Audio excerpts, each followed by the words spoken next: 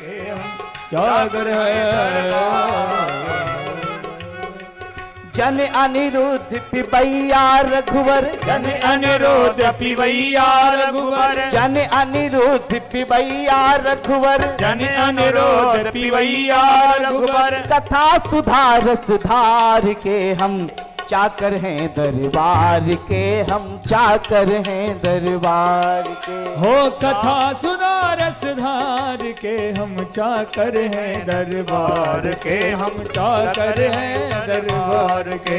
जी चातक हैं दरबार के, हम चातक हैं दरबार के। हम चाकर हैं दरबार के, हम चाकर हैं दरबार के, हम चाकर हैं दरबार के, चाकर हैं दरबार।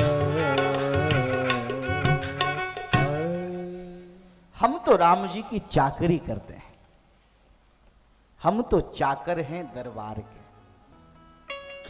ये निष्ठा का विषय है। और महाराज, एक चाकर होता है और एक चातक होता है। चातक का अर्थ मित्रों पपीहा होता है और चाकर का अर्थ नौकर होता है। गोस्वामी जी कहते हैं हम दोनों हैं, हम पपीहा भी हैं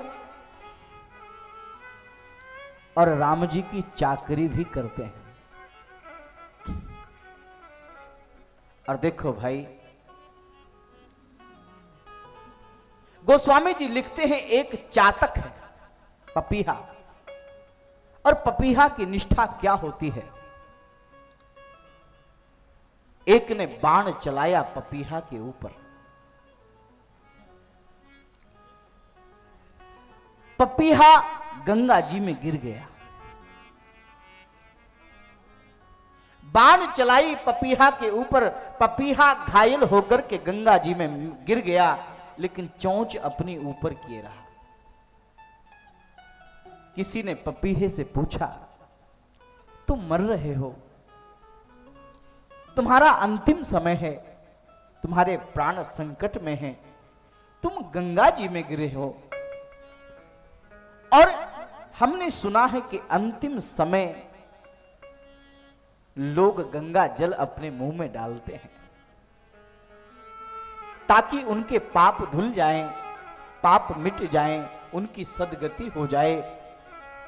और पपीहा, तुम कैसे हो, तुम कैसे ना समझ हो। शिकारी ने बाण चलाया, तुम घायल होकर के गंगा में गिर गए, फिर भी चोंच ऊपर किए हो। पपीहा ने कहा कि भले ही गंगा पवित्र करती हो, लेकिन हमारा तो जिनसे संबंध है, हम तो जब तक वह जल नहीं मिलेगा तब तक और जल ग्रहण कर ही नहीं सकते। गोस्वामी जी लिखते हैं, बंधो बदिख पड़ो पुण्य जल, उलट उठाई चोंच,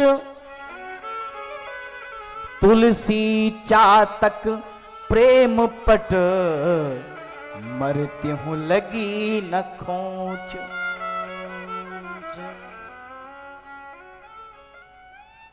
पपीहा मरणासन्न है।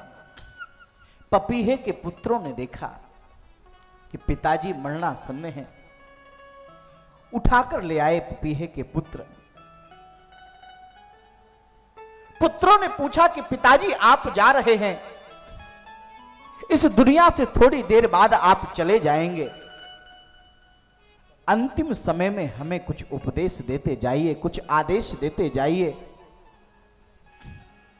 मृत्यु के इन अंतिम क्षणों में कुछ हमें अच्छा बताते जाइए ताकि हम अपना जीवन जी सकें। पपीहे ने कहा कि पुत्रों, अगर तुम मेरा अंतिम उपदेश सुनना चाहते हो तो सुनो। और उस मरणासन्न पपीहे ने अपने पुत्रों को क्या कहा, आप ध्यान से सुने मित्रों, ये निष्ठा की बात है। तुलसी चातक देत सिख, अपने पुत्रों को सीख दे रहा है वो कि तुलसी चातक देत सिख, सुतहि बारंबार,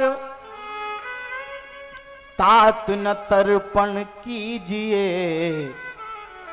बिना बारी धरवार। पपीहे ने कहा कि मैं मरने वाला हूं और मैं मर जाऊंगा, और तुम मेरे लिए मेरा तर्पण करोगे, मेरी श्राद्ध क्रिया करोगे। इस समय तो श्राद्ध पक्ष चल रहे हैं, तो मेरे मरने के पश्चात तुम मेरा तर्पण करोगे, और तर्पण के लिए जल चाहिए होगा। हां हां, तो अगर स्वाति नक्षत्र का जल तुमको ना मिले तो मेरा तर्पण मत करना। मैं अधम होना स्वीकार करता हूं, लेकिन जिससे मेरा संबंध है, उस स्वाति की बूंद से मेरा संबंध है, जब तक वह बूंद मेरे तर्पण में, वह जल मेरे तर्पण में नहीं लाया जाएगा, तब तक मैं तर्पण स्वीकार नहीं करूंगा। यह निष्ठा की बात है। तात न तर्पण कीजिए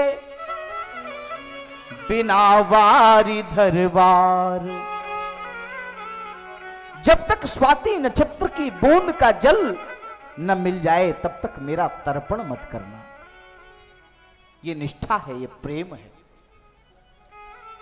और महाराज गोस्वामी जी एक और उदाहरण प्रस्तुत करते हैं। पपीहा उड़ते उड़ते थक गया है, एक बगीचे को देखा, माली से पूछा, बगीचे को देखा और माली से पूछा कि क्या मैं इस बगीचे के वृक्ष में विश्राम कर सकता हूं? माली ने कहा बिल्कुल बिल्कुल, यह बगीचा तो पशु पक्षियों के विश्राम के लिए ही है, बिल्कुल विश्राम करें। पपीहे ने कहा विश्राम करने से पहले एक बात पूछना चाहता हूं। हां हां पूछो। पपीहे ने कहा अनजल सींचे रूख की छाया ते बरुधाम। अनजल सींचे रूख की छाया ते बरुघाम। तुलसी चातक बहुत हैं यही चतुर को काम। पपीहे ने कहा कि माली पहले ये बता दो, जिस वृक्ष के ऊपर तुम मुझे विश्राम करने के लिए कह रहे हो, वह वृक्ष किस जल से सींचा गया है? अगर उस वृक्ष को तुमने स्वाति नक्षत्र की बूंद से नहीं सींचा है तो मैं ऐसे वृक्ष की छाया में विश्राम करना पसंद नहीं करूंगा। मुझे तो वो धूप ही अच्छी है। ये निष्ठा है।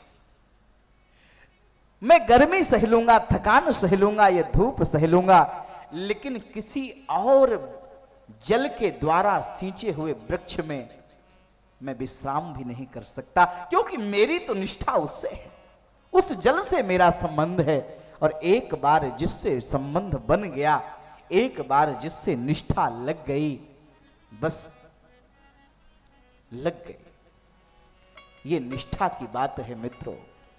और भगवान शिव मानो सती को यह समझाना चाहते हैं, सती जी मेरी तो निष्ठा है,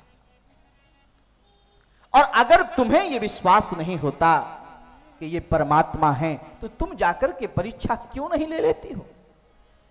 और तुम जाकर के परीक्षा क्यों नहीं ले लेती हो?